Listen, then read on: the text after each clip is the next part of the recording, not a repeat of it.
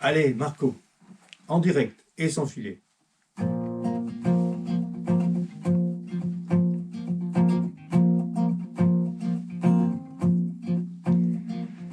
Tout le monde dans le coin s'accorde encore pour dire que lorsqu'il était à jeun, il nous faisait bien rire.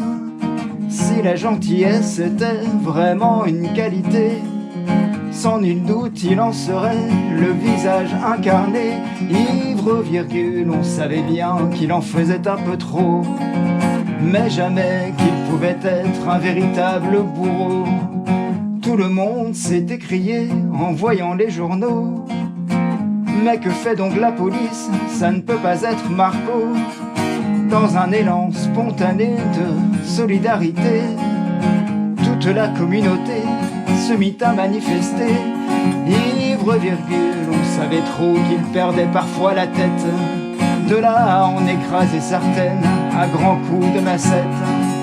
Il tuait les jacobins à la faucille et au marteau. Lui, il était plus girondin de Bordeaux. Il tuait les jacobins à la faucille et au marteau.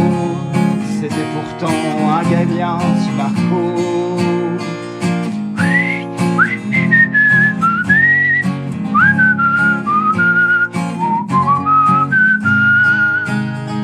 Sur le moment, tout le village est resté bouche bée. À force de voir les journalistes, les langues se sont déliées. On a commencé d'un coup à raconter tous ses méfaits. Lorsqu'il était complètement sous, même ce qu'il n'avait pas fait. Ivre, virgule, on savait point jusqu'où il pouvait aller. A priori, un peu trop loin, que vont donc dire les jurés? Pour se défendre d'une voix gironde, il dit au juge: je suis l'homme le plus honnête du monde, citation Balkany.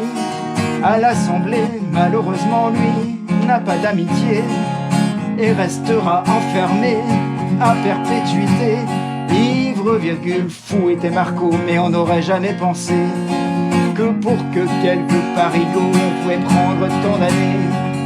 Il tuait les jacobins à la faucille et au marteau. Lui, il était plus girondin que Bordeaux. Il tuait les jacobins à la faucille et au marteau. C'était pourtant un gars bien, ce Marco. Il tuait les jacobins à la faucille et au marteau. Lui, il était plus girondin de Bordeaux.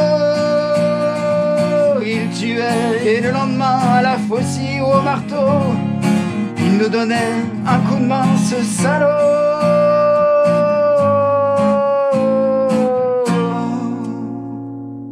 Pauvre Marco.